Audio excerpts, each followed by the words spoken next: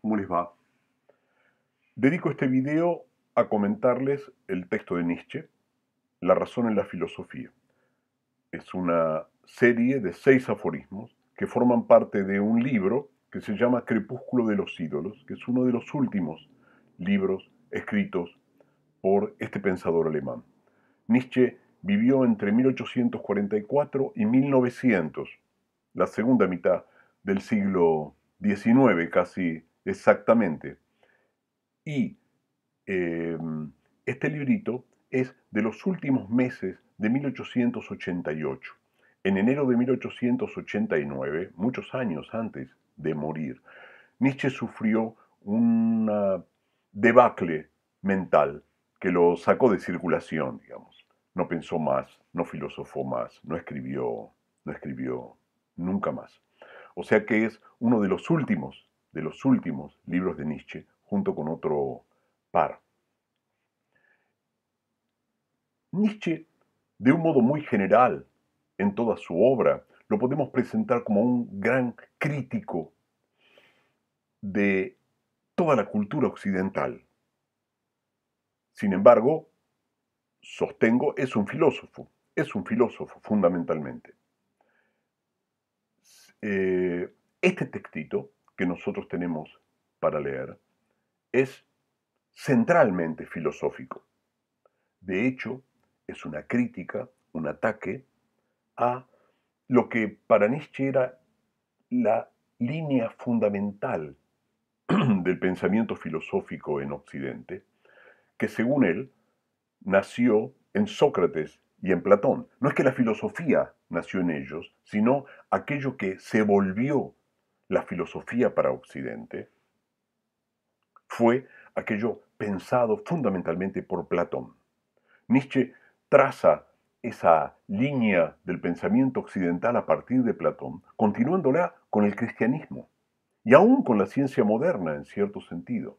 Para él hay una única trayectoria dominante que es la que él va a atacar y criticar en este texto, en muchos otros también, pero en este texto está centrado en ello, criticar el pensamiento occidental de un modo muy singular, porque no vamos a encontrar a este pensador discutiendo con los pensadores que él critica o a los que señala.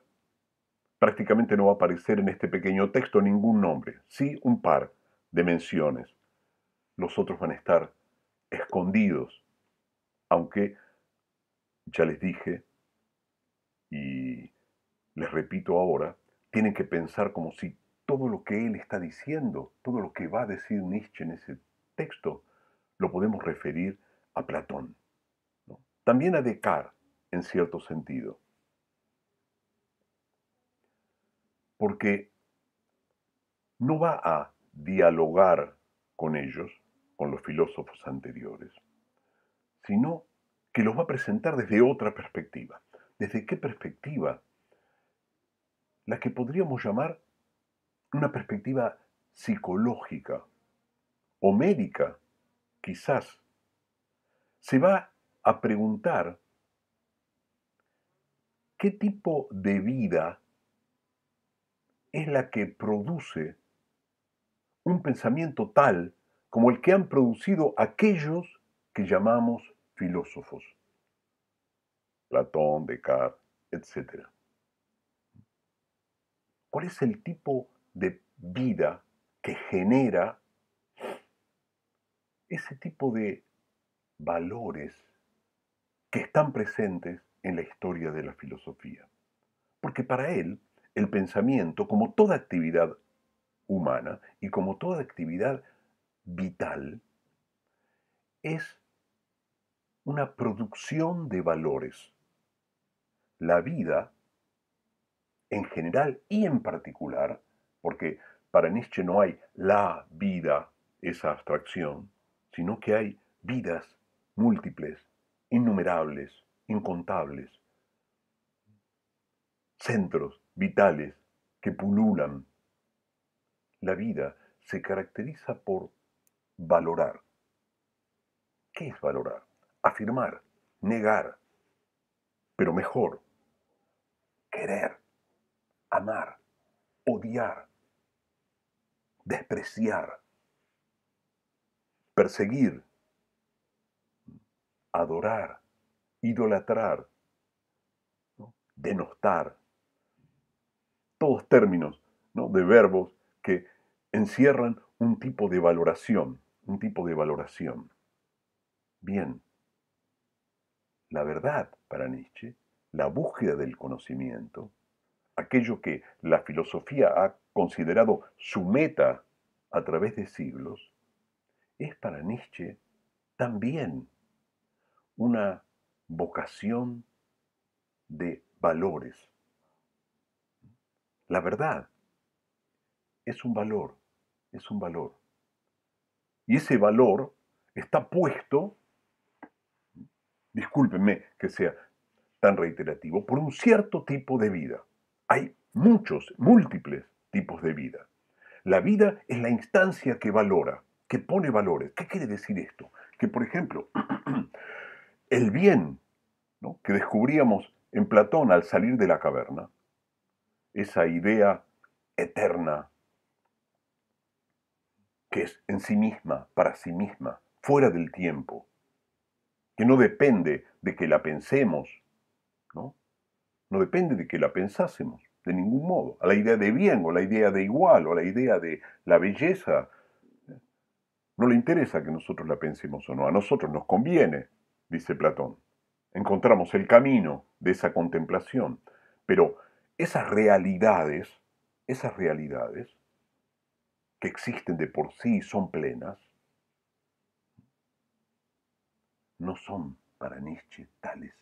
Son producto de un valorar. Dependen de un valorar. Son puestas allí por una vida que las ha colocado en ese lugar, en el lugar del fuera del tiempo, en el lugar donde las podemos idolatrar, adorar, considerar, por ejemplo, como valores humanos que juzgan y rigen nuestra vida. No, para él, los valores son siempre resultado de una valoración, y de una valoración que depende de una vida. Y es la manifestación de una vida.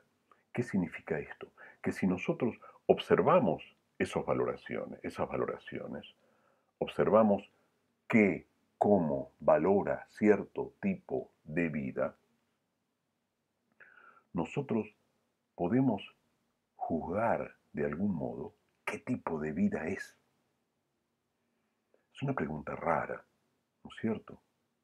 ¿Qué tipo de vida es? ¿Esto qué significa? Significa considerar los valores que una vida pone como síntomas de una cierta calidad, por decir así, de esa vida. Por eso digo que se comporta como un médico o como un psicólogo, ¿no? Cuando nosotros vamos al psicólogo, supongamos, lo parodio un poco, ¿no? Parodio un poco la situación. Nosotros vamos y decimos, me pasa esto, esto, esto, esto. En griego, un logos, ¿no? Una cantidad de palabras, un discurso. Y esperamos que el psicólogo o el médico también, cuando le llegamos un síntoma, ¿no es cierto? Doctor, mire, me pasa esto. O le mostramos, mire, cómo tengo esto o lo otro. ¿Qué esperamos? Que el doctor o el psicólogo nos devuelva un cierto logos, otro discurso, otra cantidad de palabras o acciones que interpreten como un determinado síntoma aquello que nosotros proponemos, aquello que nosotros llevamos con nosotros, y nos diga, ¿no es cierto?, qué nos pasa, qué tenemos. ¿Eso qué significa? Significa que vamos a ellos para que emitan un diagnóstico y un curso de acción, ¿no es cierto? Si nosotros fuéramos al psicólogo para que solamente nos dijese, mire usted lo que le pasa, ¿no? Es un poco estúpido lo que estoy diciendo, ¿no? O ir al médico para que el médico nos diga, no, mire lo que le pasa. No vamos para eso. vamos para que nos diagnostiquen, nos interpreten como un síntoma. Pues eso es lo que hace Nietzsche con el pensamiento filosófico.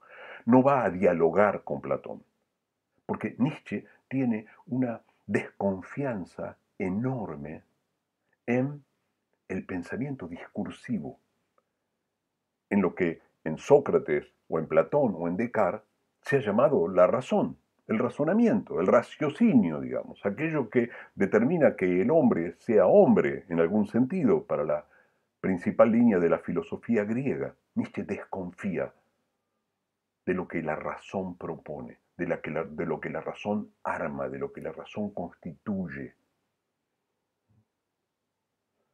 No es que dude, sino que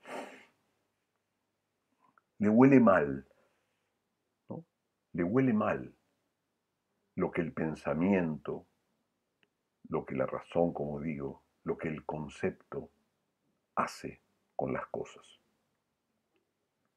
En este texto, entonces, que parece estar precedido por un nombre, digamos, tradicional, por una cuestión completamente tradicional en la filosofía, que es como la razón en la filosofía, fíjense, ¿eh?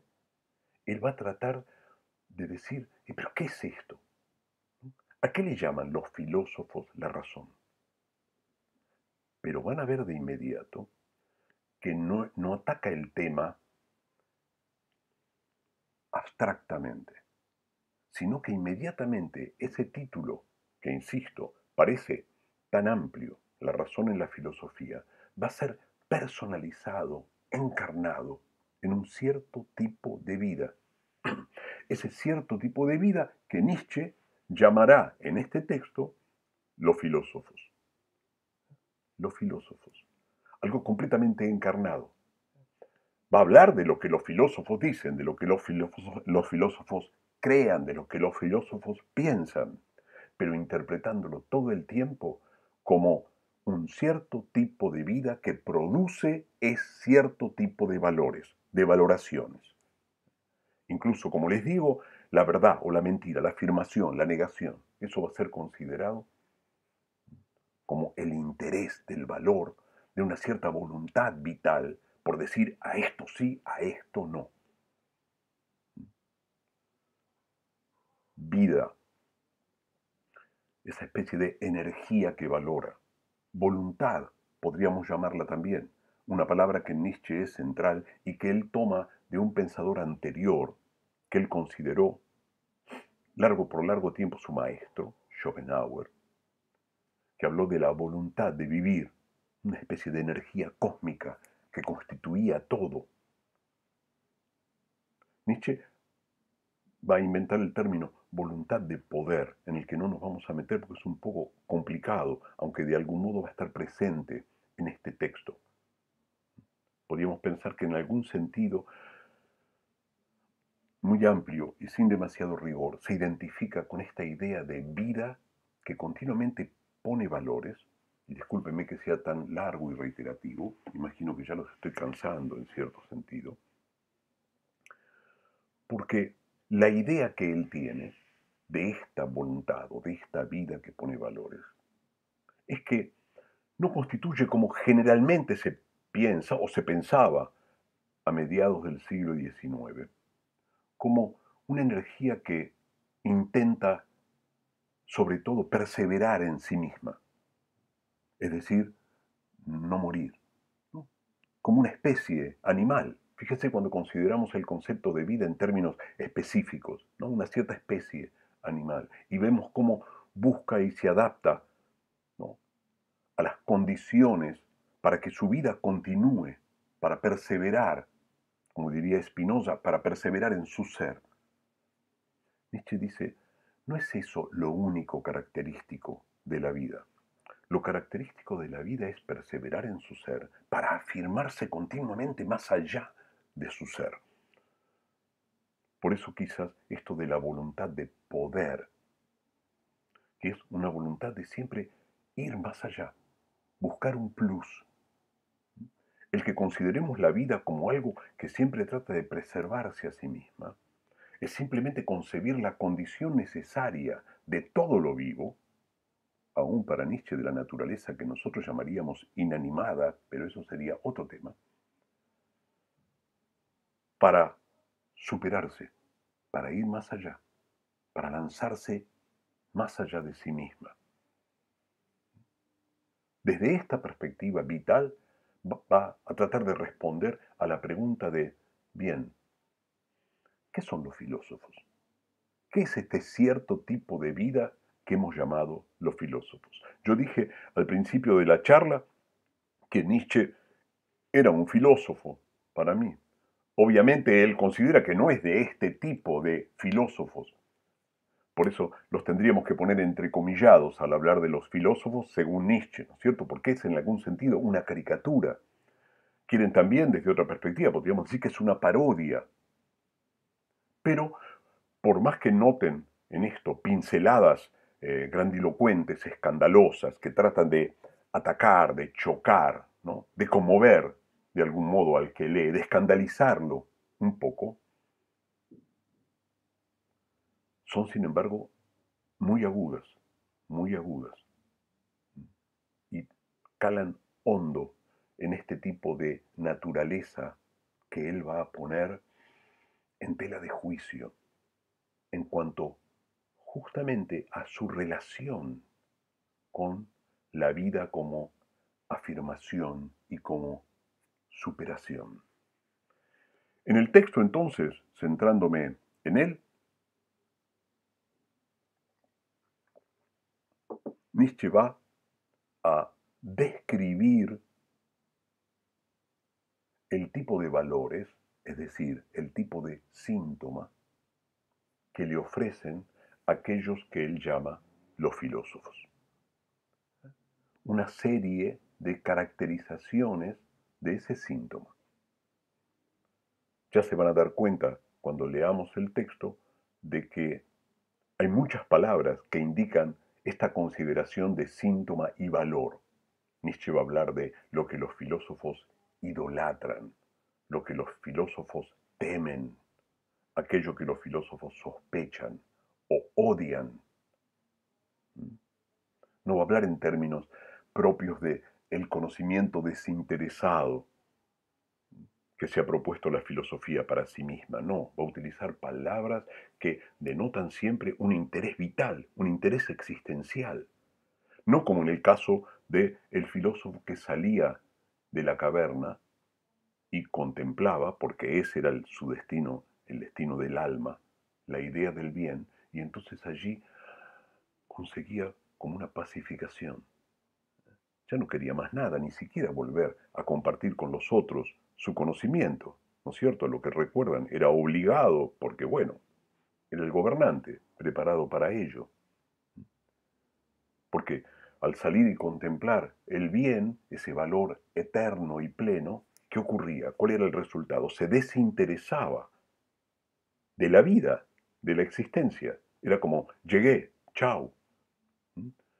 No, aquí Nietzsche dirá, los valores siempre son interesados. El conocimiento siempre es interesado. Interesado en el sentido que tiene un interés vital, un interés existencial. La vida está detrás, solventando, sosteniendo, poniendo esos valores.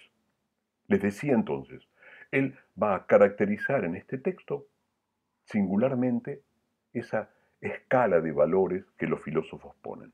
Eso lo va a hacer fundamentalmente en el primero de los aforismos y lo va a completar en el cuarto aforismo. El primero, que es el más extenso, el que tiene más elementos, ¿no? Y el que me parece más accesible inmediatamente a nuestra lectura, ahora lo vamos a leer, de un modo muy general, parece fijar la relación que ese tipo de vida tiene, la valoración que hace con respecto al tiempo, al pasar de las cosas, al nacimiento y a la muerte, a la decadencia, ¿no? A lo que en el texto lo va a decir, lo que llamamos, es una palabra casi técnica en filosofía, pero que se usa, es una palabra, ¿no es cierto?, que en español tiene más de un sentido, incluso el devenir. el devenir de las cosas, el pasar, el tránsito del tiempo. El filósofo, dirá Nietzsche, ese tipo de vida lo va a rechazar. No le va a gustar el tránsito del tiempo. Va a buscar la respuesta, va a buscar la verdad, va a buscar la meta de su anhelo en algo que esté fuera del tiempo, en algo que sea eterno. Ya veremos en el texto cómo Nietzsche dirá, el filósofo siempre ve las cosas desde la perspectiva de la eternidad.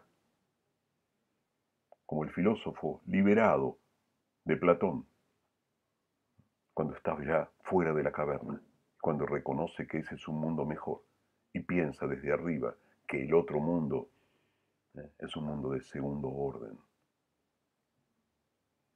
Discúlpenme, pero continuamente les voy a hacer referencia a la alegoría de la caverna porque es aquello que nosotros tenemos con cierta solvencia para poder guiarnos en este texto nietzscheano.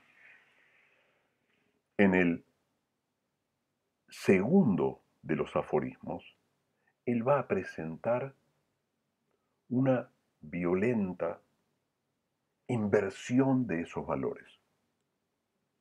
Es como intentar poner a Platón patas arriba. Esa distinción platónica entre, recuerdan, el ámbito visible y el ámbito inteligible, el mundo de nuestra cotidianidad, al que estamos ligados y encadenados a través de nuestro cuerpo, y el mundo de las ideas, va a ser invertido en su valor. Es decir, lo que era lo más valioso para Platón va a ser tirado abajo y va a ser afirmado el mundo de la sensibilidad como único mundo. Eso ocurrirá en el segundo aforismo. El tercer aforismo, que no vamos a trabajar minuciosamente, es como una exaltación de la eficacia, la honestidad, la certidumbre, podríamos decir en términos cartesianos, que nos brinda la sensibilidad, aunque los filósofos no crean en ella, ¿no es cierto? Y luego, en el cuarto aforismo, él va a presentar una segunda caracterización de este modo de valorar que tienen los filósofos, que es considerar que todo es el efecto de una causa superior, suprema, fuera del tiempo, plena, que esas formas, ideas perfectas, como lo incondicionado, el ser, lo supremo, todos esos valores que la filosofía ha puesto en ese mundo eterno y fuera del tiempo, intocado, impecable, todo eso solo pudo surgir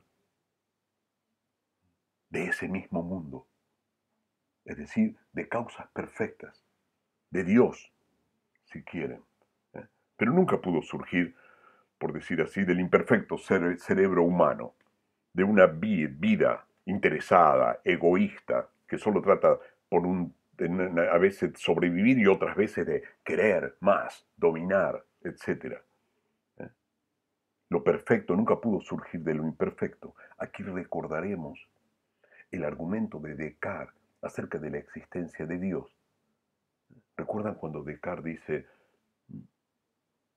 si hay la idea de una cosa perfecta entre mis pensamientos, yo no puedo ser la causa de ella. Puedo ser la causa de una cosa, pero no de la realidad de esas perfecciones que esa cosa alberga, ¿no es cierto?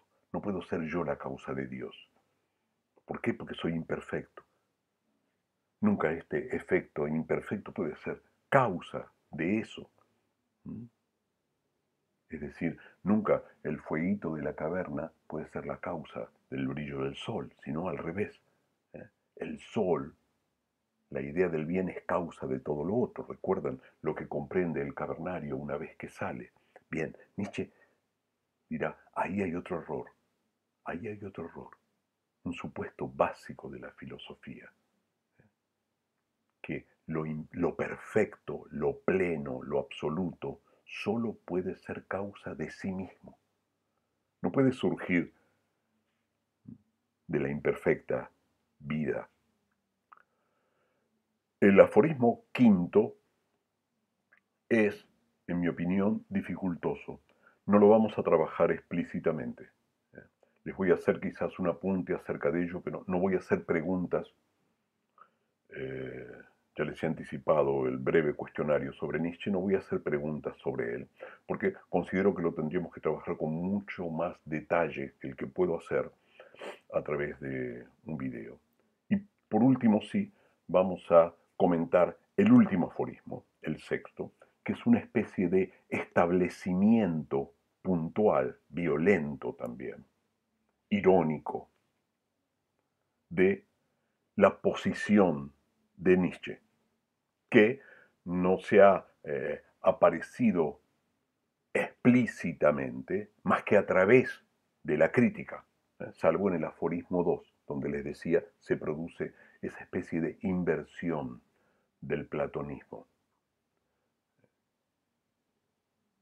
En el aforismo sexto, él va a resumir de algún modo este modo de valorar de este tipo de vida que son los filósofos y va a dar un diagnóstico. Recién ahí, en el aforismo sexto, va a dar un diagnóstico muy breve. Va a decir, todo esto, ¿no? Todo esto que producen los filósofos, sus valores, este modo de pensar, son síntomas de un tipo de vida decadente. Es decir, un tipo de vida que ya no se puede afirmar a sí misma. Un tipo de vida que no puede valorarse a sí misma como instancia de valoraciones. Un tipo de vida que tiene que ponerse, proyectar más allá de ella un mundo de valores que la condena, que la calumnia, que la empobrece.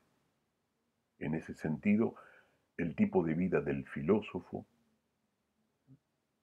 que él relacionará inmediato en ese último aforismo con el cristianismo, ese modo de vida es un modo de vida que ya no puede quererse a sí misma, no puede afirmarse. En ese sentido será un modo de vida decadente, un modo de vida decadente. Entonces, en general podríamos decir que el texto constituye un ataque a lo que sabemos de Platón, sobre todo a nuestra alegoría de la caverna, un intento de inversión de ese esquema de valoraciones, o sea, el rechazo del ámbito de lo visible, del mundo de los sentidos, del mundo del tiempo, del pasar, del cambio, del nacimiento, del crecimiento, de la muerte, ¿no es cierto? Y de la idolatría, de la adoración al mundo de lo eterno. Bien, ese esquema de valores Nietzsche lo va a invertir, lo va a criticar y lo va a invertir. Y lo va a diagnosticar, ese esquema de valores, como una vida decadente que ya no se quiere a sí misma. En este sentido, Nietzsche podría ser considerado como el pensador más antiplatónico de la historia de la filosofía. Pero bueno, ya llevo media hora charlándoles y todavía no he leído parte del texto. Lo voy a hacer ahora, con cierta minuciosidad y para aburrirlos un poco, pero para mostrarles mejor cómo trabaja el pensamiento nietzscheano. Algún detalle más.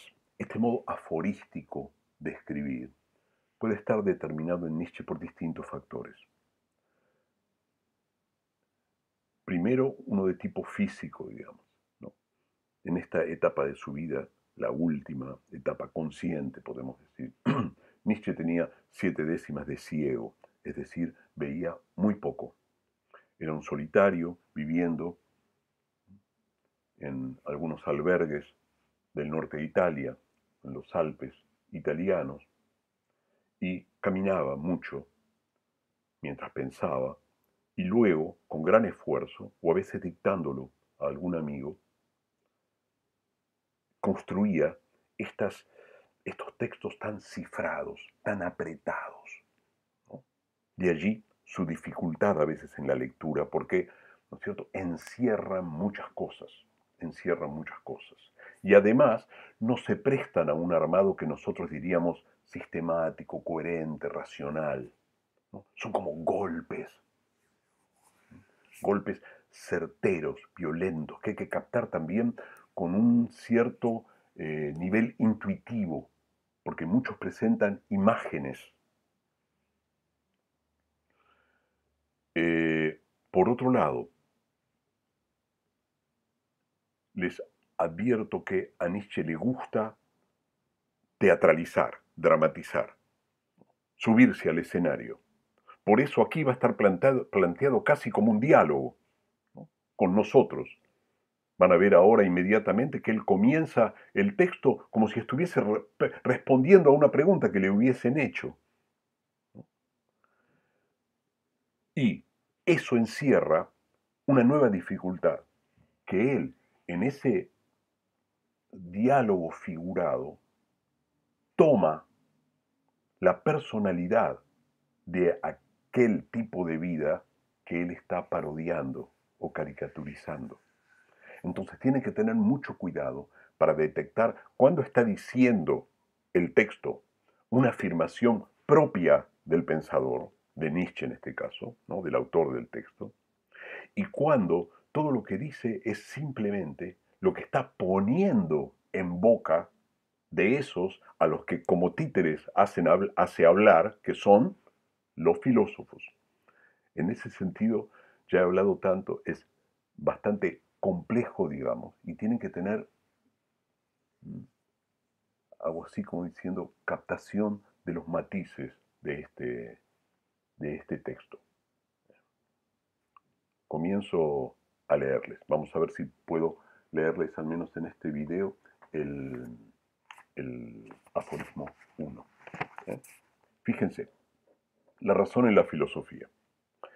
Me pregunta usted qué cosas son idiosincrasia en los filósofos. Ven que está planteado como si alguien, otro, introdujera el tema, ¿no es cierto? Y dice, ¿qué es idiosincrasia? Y ya cambia, dice, en los filósofos.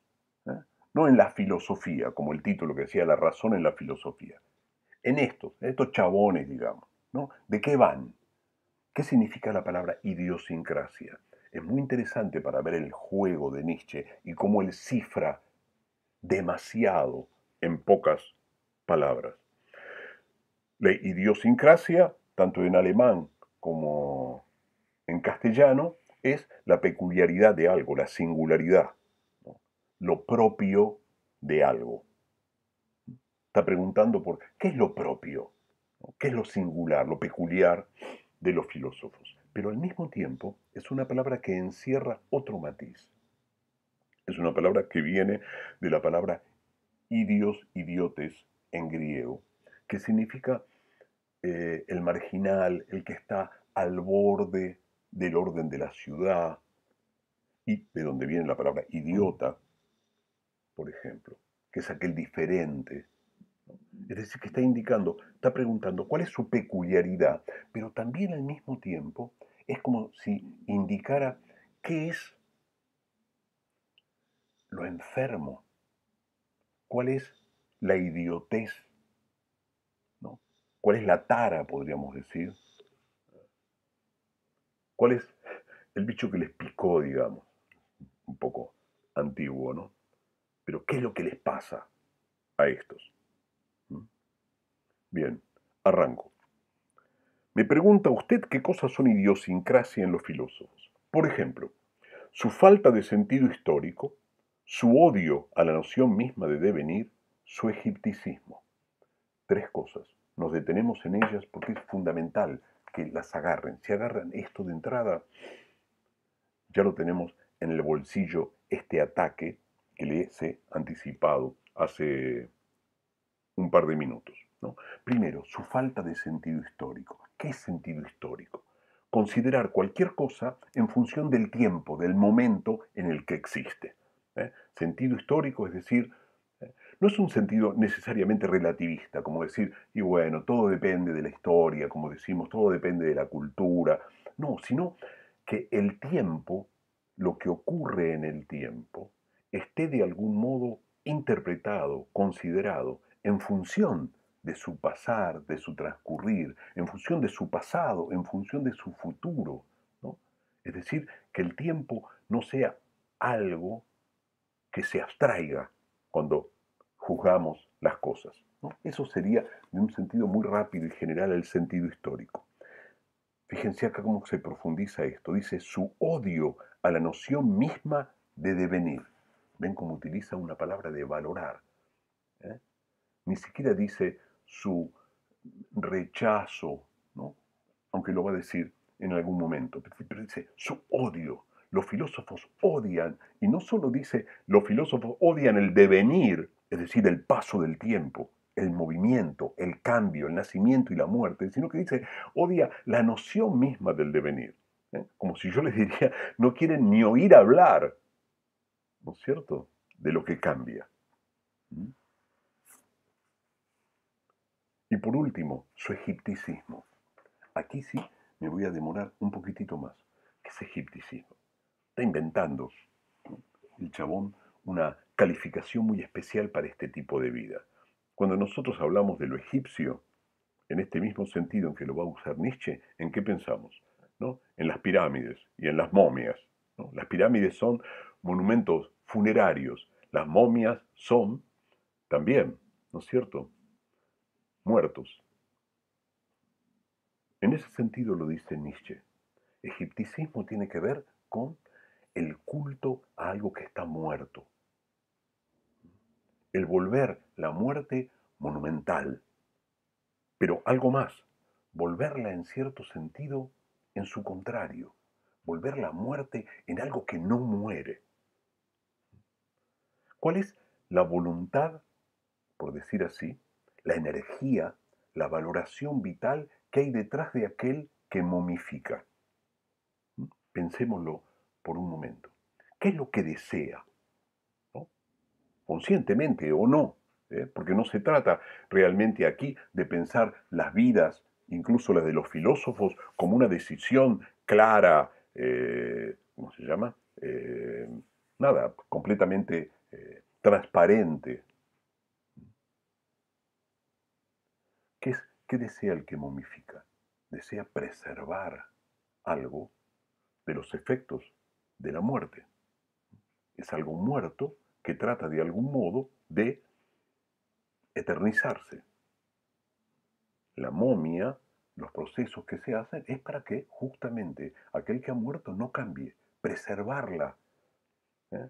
Esa vida que ya no está del paso del tiempo. Nietzsche va a llamar a los filósofos justamente eso, que la realidad que los filósofos tocan, todo lo que tocan, tratan de preservarlo del tiempo. Y al preservarlo del tiempo, lo que hacen, lo que consiguen hacer es sacarlo, arrancarlo del tiempo, considerarlo desde una perspectiva que está fuera del tiempo.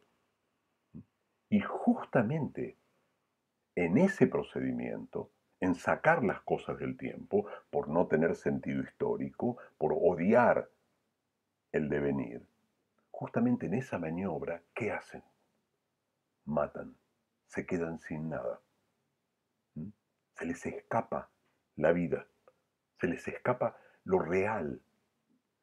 Por eso dirá que el concepto, el filósofo, ¿no?, al valorar a través de conceptos, lo que hace es momificar. Pero fíjense que está invirtiendo el sentido de la momificación, pero jugando con ella, ¿no? Está diciendo, los que momifican lo que hacen es intentar, lo que desean es eternizar algo que ya murió, de detener los efectos de la muerte, detener los efectos de la muerte. El filósofo, ¿qué hace? Al sacar del tiempo, al momificar, dice Nietzsche, consigue lo contrario, mata. Todo lo que momifica dejó de ser, perdió su ser, perdió, ¿no es cierto?, su verdadera naturaleza, su realidad. Para el filósofo no, el filósofo cree que lo transformó en algo perfecto, en algo autosubsistente, en algo absoluto. Sin embargo, no es así. Al filósofo se le escapan de las manos las cosas. Por eso dirá, y ahora lo leemos del texto, que cuando el filósofo adora, idolatra, lo que está fuera del tiempo, se vuelve peligroso.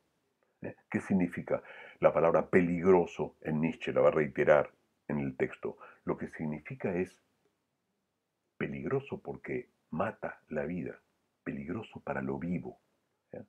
Peligroso para lo vivo, que se caracteriza justamente por el cambio, la mutación, el nacimiento y la muerte, el crecimiento, etcétera, etcétera, etcétera. El filósofo, al separar todo eso, se queda sin nada, mata la realidad. Lo que busca es algo que está fuera del tiempo y, como vamos a leer ahora, busca lo que no cambia, lo que no deviene, ¿no? El ser. Termino de leer, o sigo leyendo. Fíjense, ellos creen otorgar un honor, valoración, a una cosa cuando la deshistorizan. Pierde su sentido histórico, la sacan de la historia. Subspecie a eterni. Lo que está en el texto entrecorchetado es simplemente la aclaración de la palabra que en este caso está en latín, ¿no es cierto? También va a haber algunas palabras en francés. Cuando hacen de ella una momia. Todo lo que los filósofos han venido manejando desde hace milenios fueron momias conceptuales. Ven aquí, momificar, conceptualizar, racionalizar, matar, digamos, volver una momia. De sus manos no salió vivo nada real. Parece una frase que cualquiera puede decir en una conversación absolutamente despreocupada, ¿no es cierto?, de café. De sus manos no salió vivo nada real. Pero ven cómo está invirtiendo. Lo real, justamente para Nietzsche, es lo vivo. La momificación mata y por lo tanto se encuentra, idolatra, adora una irrealidad, una ficción, algo vacío, como serán las ideas eternas, las formas, el ser, lo incondicionado, etc. Sigo. Matan, rellenan de paja esos señores idólatras de los conceptos. Cuando adoran, se vuelven mortalmente peligrosos para todo cuando adoran. La muerte, el cambio, la vejez, así como la procreación y el crecimiento, son para ellos objeciones, incluso refutaciones, desde la perspectiva de que lo que cambia no puede ser pensado, no puede ser comprendido por la razón. Por lo tanto, cuando se enfrentan con el cambio, el nacimiento, el crecimiento y la muerte, lo consideran objetable, refutable. No puede ser. Sigo. Lo que es no deviene, dicen los filósofos. Lo que deviene no es. ¿Ven? Esto es la culminación de esto. Es decir, lo que cambia, lo que fluye, no es. Lo que es, lo que efectivamente es, está fuera del tiempo. Ni cambia, ni fluye. Ahora bien, todos ellos, los filósofos, creen incluso con desesperación en lo que es. Ven, aquí pone la desesperación como este deseo, este anhelo que tiene este tipo de vida. Pero, más dice, como no pueden apoderarse de ello, buscan razones de por qué se les retiene. Es decir, por qué no podemos percibir, no podemos estar en contacto continuamente con lo que es, con lo que no cambia. Tiene que haber una ilusión, un engaño, ¿no?, en el hecho de que no percibamos lo que es. ¿Dónde se esconde el engañador?, dicen los filósofos. Lo aclaro, digamos, para que se guíen un poco en el texto. Lo tenemos, gritan dichosos, es la sensibilidad, los sentidos. Aquello que ha rechazado Platón y aquello que rechaza en el primer paso de la duda nuestro amigo Renato Descartes. Estos sentidos, que también en otros aspectos son tan inmorales, nos engañan acerca del mundo verdadero. Aquí está utilizando una palabra para designar el ámbito platónico de las ideas, el ámbito platónico de las formas, que es común en la historia de la filosofía. Es decir, el ámbito de las ideas es el mundo verdadero. Del mismo modo que el ámbito de lo visible, lo que nosotros llamamos el ámbito de ¿cómo se llama? De los sentidos en Platón, es el mundo aparente, ¿eh? En la historia de la filosofía. Él lo va a usar aquí, por eso lo aclaro por anticipado, lo va a usar en el aforismo número 2. Va a contraponer mundo aparente, mundo verdadero, y va a jugar con esos términos. Trato de terminar el aforismo. Estos sentidos, repito, que también en otros aspectos son tan inmorales, aquí tendríamos que hacer un excurso sobre esta frase, pero la dejamos por el momento, nos engañan acerca del mundo verdadero. Es lo que los filósofos resuelven. Los sentidos nos engañan. Los sentidos son los que nos dejan, no nos permiten encontrar el ser, lo incondicionado, lo absoluto, la eternidad. Moraleja, que sacan los filósofos, ¿no? Moraleja, conclusión, por decir así. Deshacerse del engaño de los sentidos, del devenir, de la historia, de la mentira. La historia no es más que fe en los sentidos, fe en la mentira. Es la primera consecuencia. Hay que deshacerse del tiempo. El tiempo es el que miente. ¿Y cuál es el que nos brinda el testimonio del tiempo? La sensibilidad. Por lo tanto, deshacerse de la sensibilidad. Y por eso acentúa, deshacerse de la historia, deshacerse de los sentidos. Eso es lo que introduce en el mundo la mentira, la sensibilidad. Moraleja, segunda moraleja, es parecida a la primera, pero van a ver que incorpora un matiz diferente. Decir no a todo lo que otorga fe a los sentidos. A todo el resto de la humanidad, todo él es pueblo. Lo pone entrecomillado, pueblo. Es decir, rechazar toda la confianza que todo el mundo deposita en la sensibilidad. Todo el que confía en los sentidos es pueblo. Utiliza la palabra pueblo no en un sentido descriptivo, sino en un sentido despectivo. ¿Qué indica esto? Que este tipo de vida, el filósofo, que termina rechazando los sentidos, porque la percepción no le ofrece aquello que no cambia, no le ofrece el ser, no le ofrece lo incondicionado, ¿qué juzga? Juzga que todos están engañados, todos están cautivos en la mentira, todo es pueblo, ¿no? Y por lo tanto ese tipo de vida es una aristocracia, es el que, al que le corresponde el mando, es el que tiene que gobernar en términos platónicos, aquel que no está cautivo del engaño, aquel que no es pueblo, es decir, el saber, ¿no? O ese tipo de vida es al mismo tiempo una maniobra de poder, una maniobra de distancia, una maniobra que me permite separarme y dominar a ese resto, por decir así, de la humanidad que cree y que confía en la sensibilidad. Y ahora Nietzsche va a golpear, digamos, ¿no? Y decir, ser filósofo, ser momia, representar el monótono teísmo con una mímica de sepulturero. Allí sí los está caracterizando, ¿no es cierto?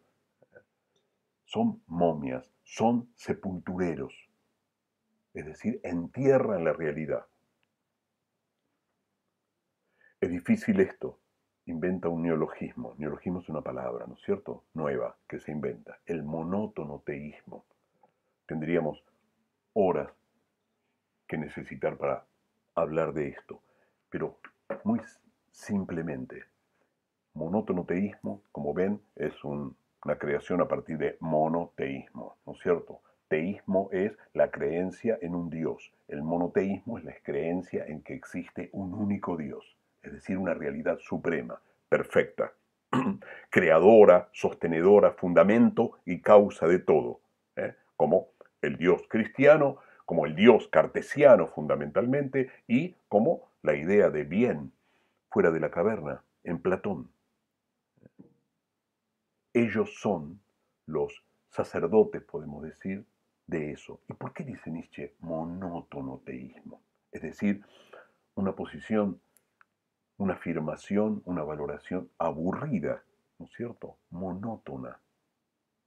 Porque está diciendo por contraposición que esa afirmación de una única realidad eterna y plena es justamente la negación de la plenitud.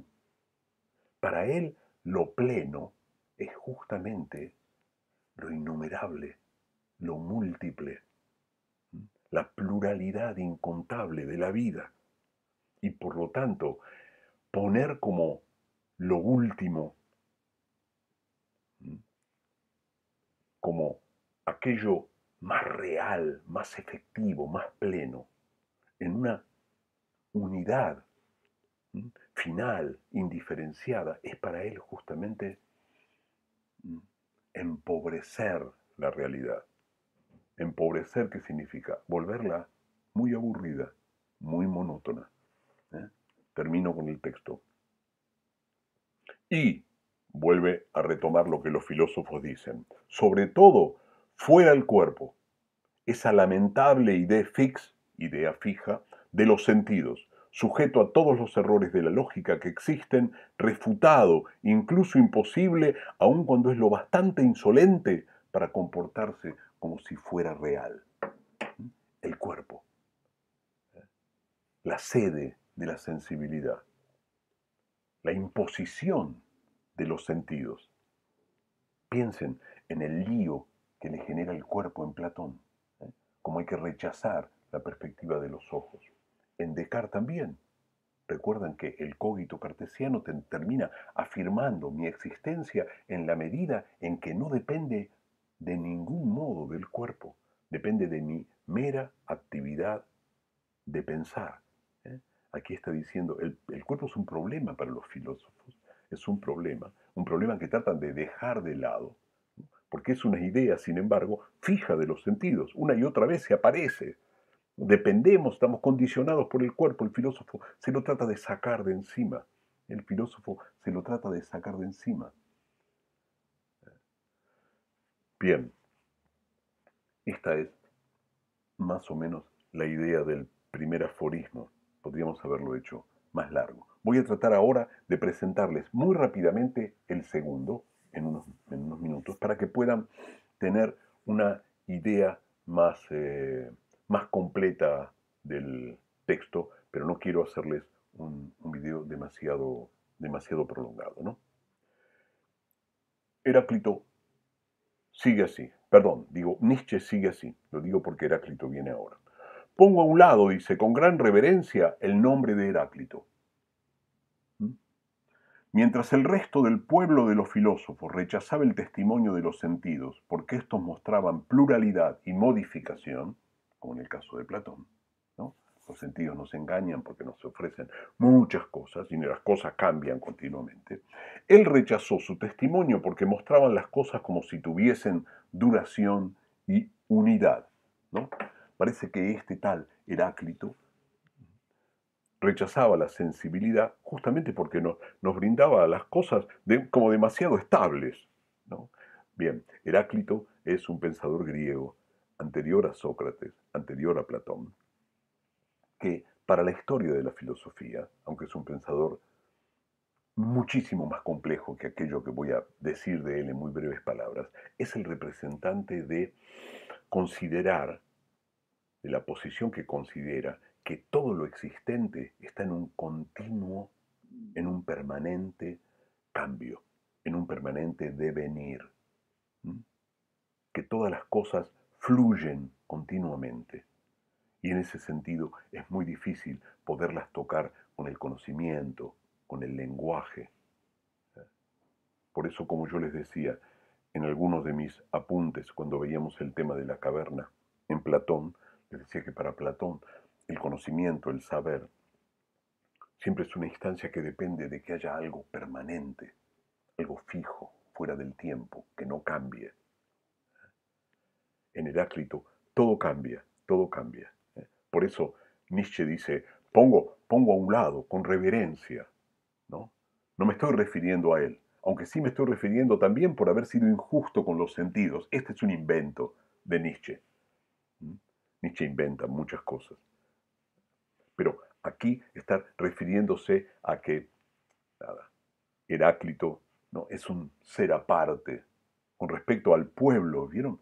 Utiliza de nuevo la palabra pueblo en un sentido completamente distinto. Ahora dice el pueblo de los filósofos, ¿no? Invierte esa valoración de que el filósofo es el aristócrata y el pueblo cree en la sensibilidad. Acá está diciendo, lo pongo a un lado de ese pueblo de los filósofos, que está engañado con respecto a qué, con respecto a la valoración que hace de la sensibilidad. Y ahora entonces el chabón produce esa inversión sin ningún argumento, sin ninguna justificación, sin ningún tipo de demostración, ¿no? Produce esta inversión que ahora van a presenciar. Dice, bien, también Heráclito fue injusto con los sentidos. Estos, los sentidos, no mienten, ni del modo como creen los eléatas, ni del modo como creía él. No mienten de ninguna manera. ¿Mm? Los eléatas, aquí en la otra referencia que va a ser, la palabra eléata está designando a una supuesta y legendaria comunidad de filósofos regenteados por un tal Parménides, que es, en la historia de la filosofía, el modelo de pensamiento y de afirmación de las características de lo real completamente contrario al de Heráclito. Parménides es el que ha sostenido, de algún modo, que lo real y al mismo tiempo aquello que podemos llegar a pensar, a saber, es lo que de ningún modo puede cambiar, lo permanente. Porque el pensamiento humano no puede acceder a lo que es y no es, solo puede acceder a lo que es, a lo que es de un modo absoluto, sin variación. Por lo tanto, cuando intentamos pensar lo que es y no es, ¿no?, como el cambio, el devenir, el pensamiento no sirve, no alcanza. Los eléatas es porque Parménides vivió en la ciudad de Elea, es una ciudad del sur de Italia, una colonia griega del sur de Italia, del siglo VI. Parménides, tanto como Heráclito, son pensadores que, que tuvieron su culminación a fines del siglo VI, principios del siglo V. Sigo. Los sentidos, repito, fíjense acá, no va a argumentar esto, simplemente lo va a decir, a establecer. No mienten, ni del modo como creen los eléatas, ni del modo como creía él, Heráclito, ¿no? No mienten de ninguna manera. Lo que nosotros hacemos, fíjense cómo hacemos está subrayado por Nietzsche, de su testimonio, eso es lo que introduce la mentira. Por ejemplo, la mentira de la unidad, la mentira de la coseidad, de la sustancia, de la duración. Nosotros introducimos. ¿Con qué introducimos esto? ¿Por qué cuando vemos, por ejemplo, ¿no?, una cosa luminosa, un haz de luz en el cielo, podemos llegar a decir sol? Pensar que es una cosa que tiene la propiedad de iluminar, de producir calor, por ejemplo. ¿Dónde en nuestra sensibilidad, más que el calor, el brillo, etcétera? ¿Dónde en nuestra sensibilidad aparece que se trata de una cosa que tiene propiedades? Eso está puesto, esa cosa de ¿cómo se llama?, la concepción de una cosa, de que el mundo está hecho de cosas, es algo que nuestra mente pone, nuestra razón pone, nuestra facultad pone. Por eso va a decir, la razón, entrecomillada, es la causa de que nosotros falseemos el testimonio de los sentidos. ¿Se dan cuenta? Sin ningún argumento ha dado vuelta la tortilla. Para Platón los sentidos engañan y la razón nos conduce al ámbito real de las ideas. Para Nietzsche está diciendo, los sentidos no engañan, la razón es la mentirosa.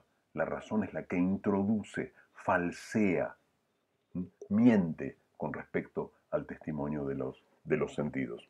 Y terminamos. Mostrando el devenir, el perecer, el cambio, ¿no? El devenir, los sentidos no mienten. Pero Heráclito tendrá eternamente razón al decir que el ser es una ficción vacía.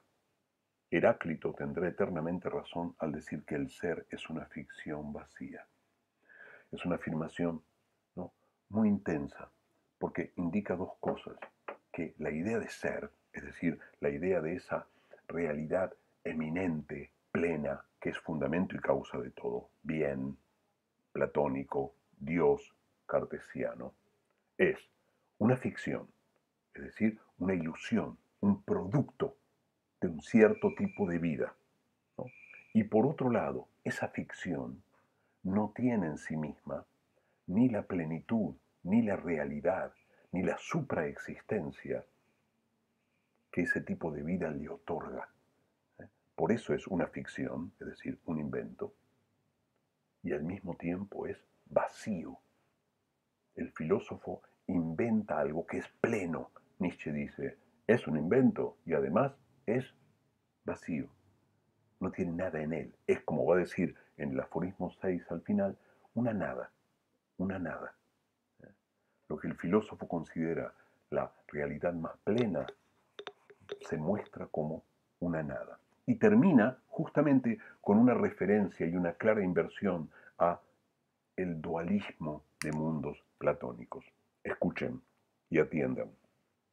El mundo aparente es el único. El mundo verdadero no es más que un añadido mentiroso. ¿Qué es el mundo aparente? Se los aclaré hace un momento.